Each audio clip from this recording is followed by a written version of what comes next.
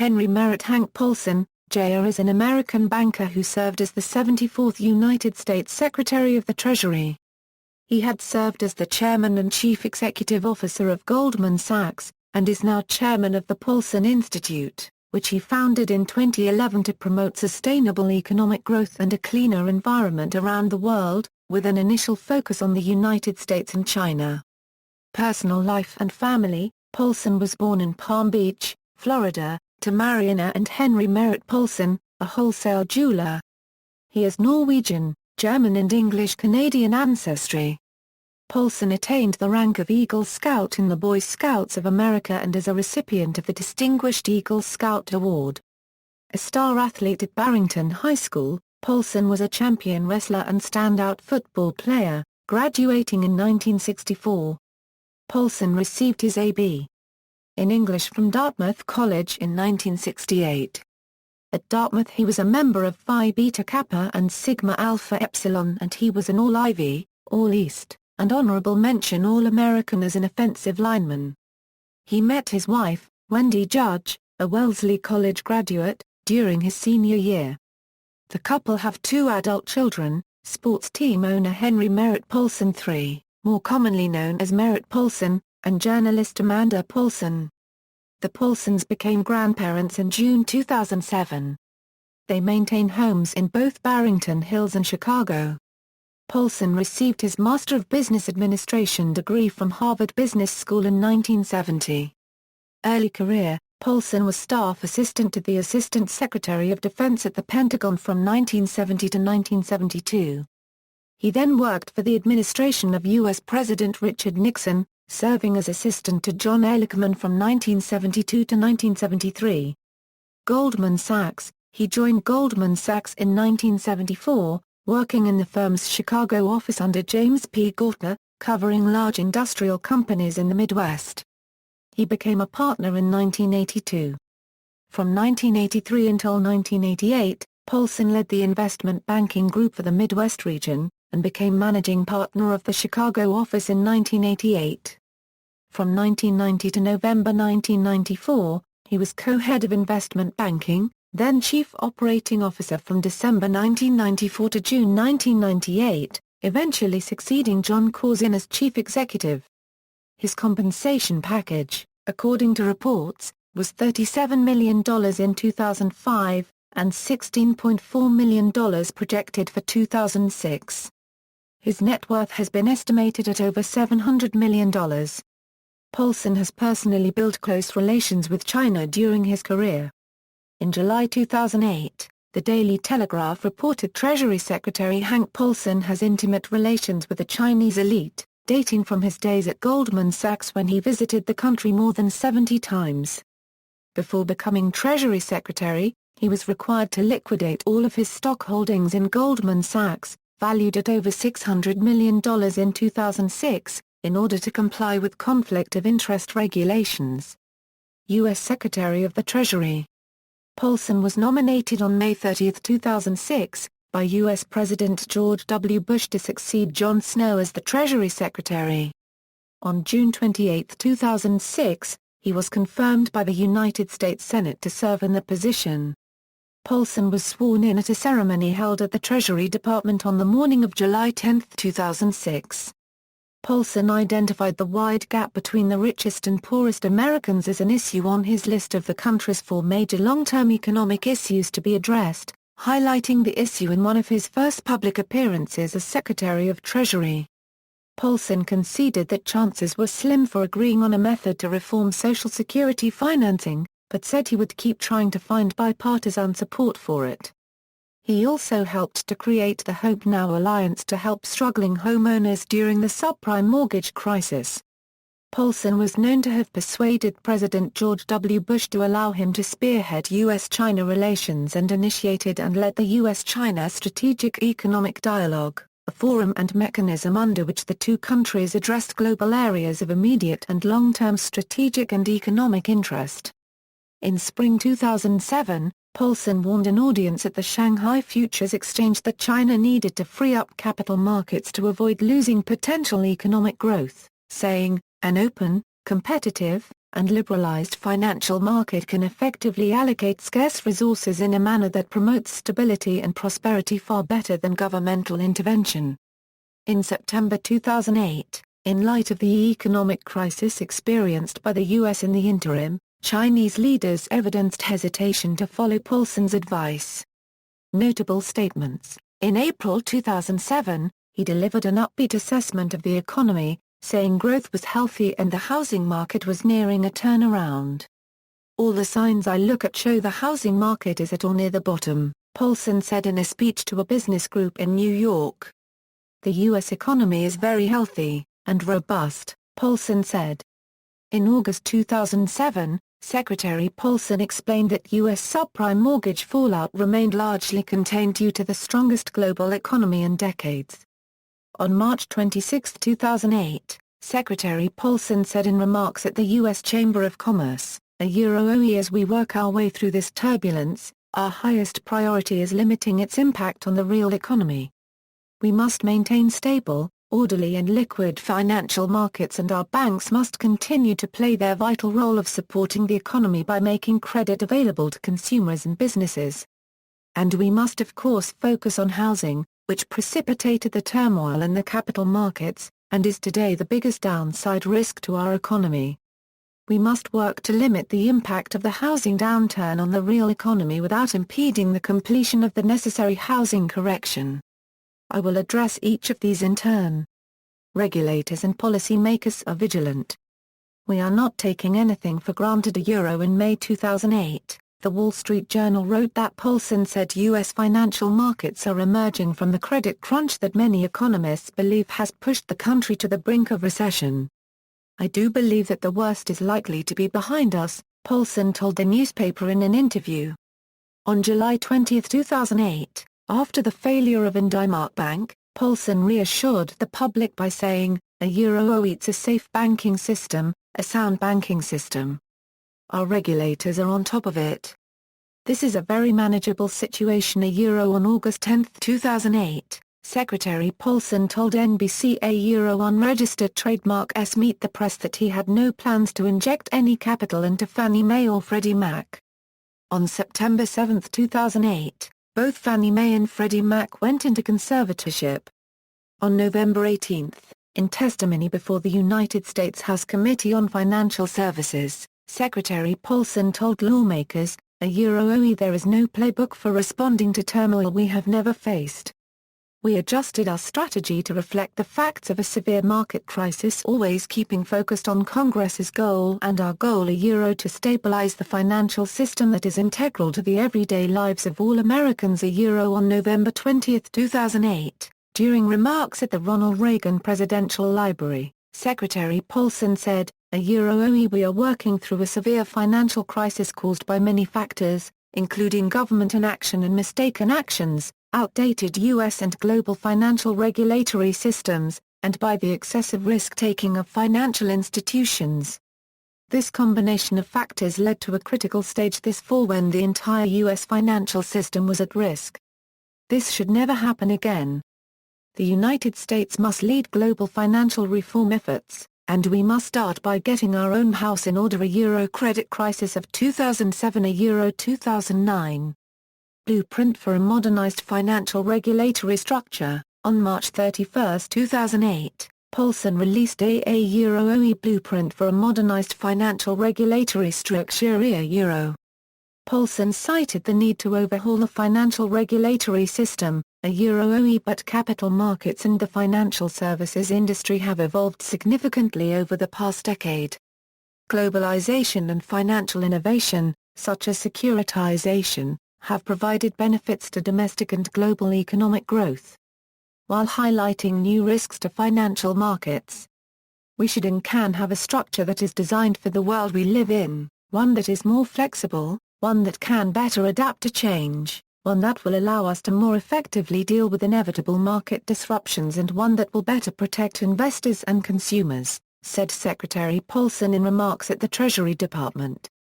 Lehman's bankruptcy, the support given by Federal Reserve Board, under Ben Bernanke, and the U.S. Treasury with Paulson at the helm, in the acquisition of Bear Stearns by J.P. Morgan and the $200 billion facility made available to Fannie Mae and Freddie Mac attracted a great deal of criticism in Congress by both Republicans and Democrats. Paulson and Githner made every effort to enable Barclays to acquire Lehman Brothers, including convincing other large Wall Street firms to commit their own funds to support the deal. When British regulators indicated they would not approve the purchase, Lehman went into bankruptcy, and Paulson and Githner worked to contain the systemic impact. Well, as you know, we're working through a difficult period in our financial markets right now as we work off some of the past excesses. But the American people can remain confident in the soundness and the resilience of our financial system. In the aftermath of Lehman Euro unregistered trademark's failure and the simultaneous purchase of Merrill Lynch by Bank of America, already fragile credit markets rose, so that companies having nothing to do with banking but needed financing could not get daily funding requirements, which had the effect of sending the U.S. equity bond markets into turmoil between September 15, 2008, and September 19, 2008. U.S. government economic bailout of 2008. Paulson, acting as U.S. Treasury Secretary, caused outcries from both the Republican and Democratic parties as well as the general populace as he tried to get the situation under control. Through unprecedented intervention by the U.S. Treasury, Paulson led government efforts which he said were aimed at avoiding a severe economic slowdown. After the Dow Jones dropped 30% and turmoil ensued in the global markets, Paulson pushed through legislation authorizing the Treasury to use $700 billion to stabilize the financial system. Working with Federal Reserve Chairman Ben Bernanke, he influenced the decision to create a credit facility of $85 billion to American International Group so it would avoid filing bankruptcy, after having been told that AIG held teacher pension plans, 401k plans, $1.5 trillion in life insurance plans for Americans, and the French finance minister called to let Paulson know that AIG held the interests of many Eurozone countries. On September 19, 2008, Paulson called for the U.S. government to use hundreds of billions of Treasury dollars to help financial firms clean up non-performing mortgages threatening the liquidity of those firms. Because of his leadership and public appearances on this issue, the press labeled these measures the Paulson Financial Rescue Plan, or simply the Paulson Plan. With the passage of H.R. 1424, Paulson became the manager of the United States Emergency Economic Stabilization Fund. As Treasury Secretary, he also sat on the newly established Financial Stability Oversight Board that oversaw the Troubled Assets Relief Program. Paulson agreed with Bernanke that the only way to unlock the frozen capital markets was to provide direct injections into financial institutions so investors would have confidence in these institutions. The government would take a non-voting share position, with 5% dividends for the first year on the money lent to the banks and 9% thereafter until the banks stabilized and could repay the government loans. According to the book Too Big to Fail, Paulson, Bernanke, New York Federal Reserve Chairman Timothy Githner, and FDIC Chairman Sheila Bair attended the meeting on October 13, 2008, at which this plan was presented to the CEOs of 9 major banks. Time magazine on Henry Paulson, Time named Paulson as a runner-up for its 2008 Person of the Year, saying, with reference to the global financial crisis, if there is a face to this financial debacle, it is now his. Before concluding that given the realities he faced, there is no obviously better path he could have followed. Conflict of interest claims. It has been pointed out that Paulson's plan could potentially have some conflicts of interest, since Paulson was a former CEO of Goldman Sachs, a firm that might benefit largely from the plan. Economic columnists called for more scrutiny of his actions. Questions remain about Paulson's interest, despite having no direct financial interest in Goldman, since he has sold his entire stake in the firm prior to becoming Treasury Secretary, pursuant to ethics law. The Goldman Sachs benefit from the AIG bailout was recently estimated as $12.9 billion and GS was the largest recipient of the public funds from AIG. Creating the collateralized debt obligations forming the basis of the current crisis was an active part of Goldman Sachs' business during Paulson's tenure as CEO.